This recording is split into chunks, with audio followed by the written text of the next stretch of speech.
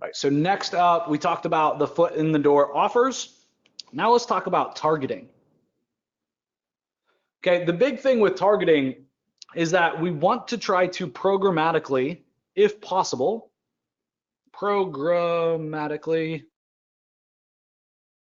find issues/opportunities.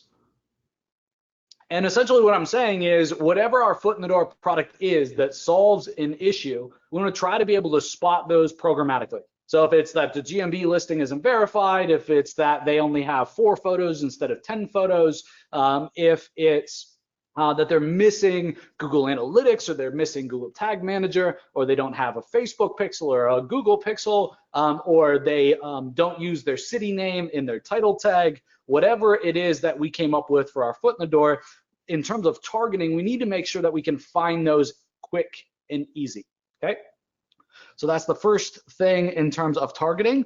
Also, obviously with targeting, we need to be able to find, preferably, I like to start testing my message with email, okay?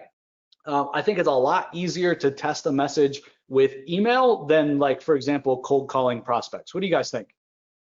Brand new offer, you've never given it before, and you're just gonna start cold calling and asking people if they want it? I don't think. And guys, I'm not knocking cold calling. Actually, I think that it can work, and it can work gangbusters, but I think that you need a good message, okay? And so I think the best way to start testing your message and get some scale out of it is with cold email, okay? Frankie says he agrees. LinkedIn could be another one. BNI groups could be another one, right? Anywhere where you got an introduction and somebody's asking you, what do you do, is another great way to start testing your messaging. Just not going in cold. In terms of targeting, I'm going to give you guys kind of another idea too. This is higher level. But at the end of the day, I think a lot of times we start to, with our prospecting and our marketing, we start to think about people as numbers instead of people, right? Does that make sense? So if I were you, I would create what people call a Dream 100 list. So I would look at my ideal prospect list, I'd move it backwards, I'd go find a list broker, and I would say I want 1 million plus, 3+ dentists, 5+ dentists, 2 crews, like whatever criteria that you set up, and I would find, you know, over $1 million, or over $3 million, or over 5 million, or 2 million, or whatever the criteria is, right? And I would go find who are the top 100 people in the market that I want to do business with, that are my ideal prospects. And then I would implement a very strategic stalking type of campaign, right? And I would treat that very different than just my run-of-the-mill cold email campaign, right? These are the people that just a couple of these deals could quite literally be life-changing.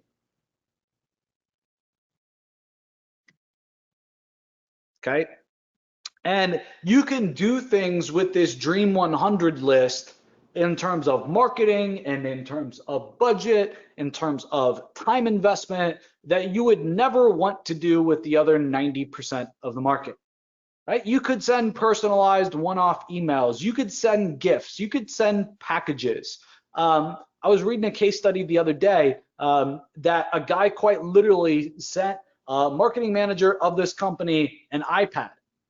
And he sent him an iPad just to get a meeting with him, right? Because he was part of like his ideal prospect and his ideal prospect pool. And now he's got a pending contract in right now that they're negotiating for $15,000 a month. Like, it got his attention. He knows his numbers. He knows that if he talks with 1 in 4 of these guys, that they're going to close. Okay, so I'm not saying blow money foolishly, right? But long term, you can afford to do things with these people that don't scale quite so well. And this gets fun, and really thinking through this. And it's one of the tactics that I just started implementing for our own agency as well. So other things is when you're thinking about targeting, one other tip, one other technique that I can give you guys is when you're using like scrapers or any list building tools is that there's always going to be like the bad emails or bad contact info / wrong details. And not short term, but long term, you should go back to this list, right? And then you should pay, or I would highly suggest paying a VA to find and update this list. Okay? Go find who is the marketing manager or whoever the position is that you're trying to reach out to, and go update that list. Because if nobody has this data from a list that you bought, okay, or from a scraper that you scraped, right, the chances of you actually getting a hold of them are much higher because they're not getting hit by every Tom, Dick, and Harry in the marketplace as well. Okay, let's see where we're at here. Frankie says, OMG. I hope that's good, man. Not bad. All right. So we need to catch up on the SEO offer a little bit. So based upon the criteria that we set, based upon the foot in the doors that we set, based upon the targeting, let's think this through a little bit. Give me a niche that meets all of that criteria for our local SEO agency. Give me some niches, guys. And I'll be blunt. Like, I'll tell you if I think it's a bad idea. I'll tell you if I think it's a great idea. I'll kind of be raw and uncensored, and we'll just jot down the ones that make sense. Plumbing, yeah, definitely. Plumbing could be one. My friend Josh Nelson, plumbing and HVAC SEO. Like, they don't just do SEO, kind of all-encompassing digital marketing, but they have a very, very successful agency, primarily dealing in HVAC and plumbing. So that's definitely been proven. And I think just over the last, I don't know, 2 years maybe, started offering PPC and some other services as well. But definitely water damage. So ideally, guys, forgive me, but this should probably be on the previous slide, but we're just going to put the niches here that we come up with. Water damage has great big value. Water damage per customer, water damage as well. From what I've seen, I sold a heck of a lot of water damage agencies, or a heck of a lot of water damage deals, and to a lot of those customers or prospects. And from my findings, they're very, very adamant to do more marketing, because it is rain. It's either like, what's the analogy, man, that I'm trying to say? Blonde moment here, forgive me.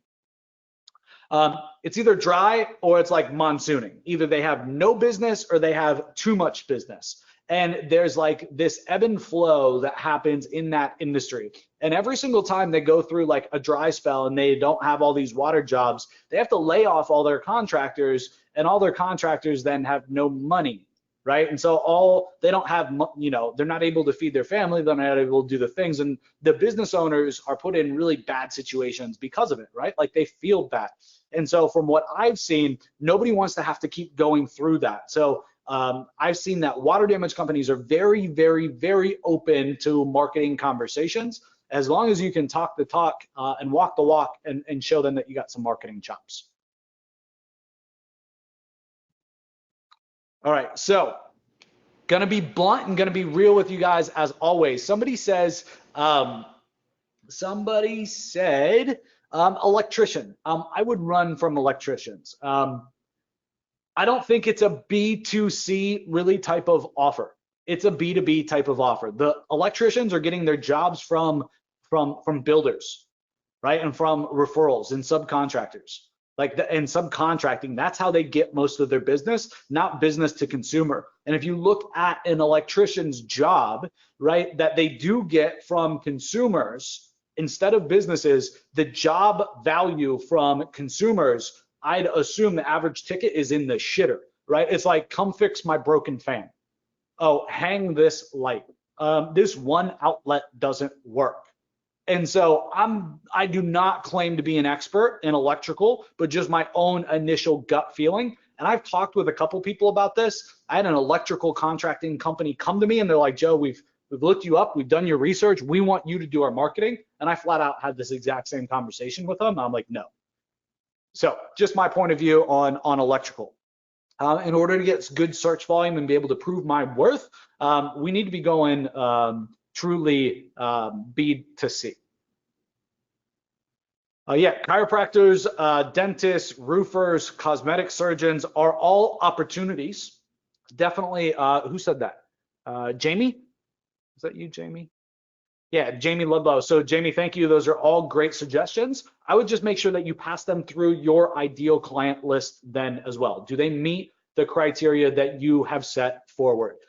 Personally, I probably wouldn't work with dentists and I probably wouldn't work with cosmetic surgeons. Just not people that I would want to be surrounded with on a daily basis. I'd rather be surrounded by a roofer probably or a chiropractor.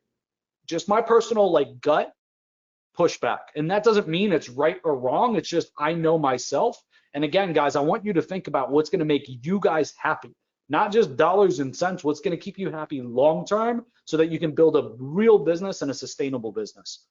Home security, I would run from as well. Also, pest control, I would run from. And the reason why is that the average customer value is really, really low. And the only way that they make any money is if a customer stays on board for a really long time. So justifying your return on investment on leads that you send, it's going to be hard. At least it would be hard for me. So maybe you guys know something that I don't, but I would stay away from those. Let's see any others. Mold removal, yeah. Foundation repair, yeah, that would be definitely big ticket. Local restaurants. Personally, during like college, I was like a prep cook or a line cook in restaurants. I don't know. I would run the other way from restaurants personally. Their margins are obviously super tiny. I haven't had great experience just personally in restaurants charging bigger retainers. I sold some lower ticket recurring stuff to restaurants and niches that I would consider similar, and they've done okay. Auto body repair. So Margaret, that's an interesting one to bring up a point of consideration when you're doing your niche research is how much of the niche is influenced by like search versus outside factors. So auto body repair is, I believe, a vertical that is very influenced by insurance. Right? So you get in a car wreck, like you talk to your insurance company, a lot of times they're negotiating or telling you where to go in terms of where to get your car fixed. Okay, not all the time, but it's definitely influenced by insurance. And you could say the same thing about water damage or mold, but most people these days aren't using insurance to find somebody to do mold. Like they used to in the past, and they used to use public adjusters a lot, and they just call their insurance companies and say, I have a mold or I have a brown spot. But now they know that they need to either use a public adjuster or they need to call somebody directly. Like they'll go to Google for it. So I would just wonder, Margaret, how much of that comes from insurance and referrals versus people searching in Google? And I could be wrong. Fencing, I like. Pole barn builders, I like.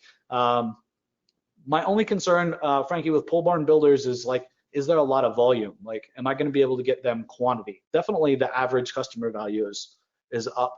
I would make sure definitely that because there's not going to be a lot of volume, that they have a proven system to take cold traffic, right, again, and turn them into revenue. Landscapers could work, but again, I would be looking for bigger ticket type of landscapers, not like I'll mow your lawn every week. Just I think that's going to be a hard one to pencil out and show the return.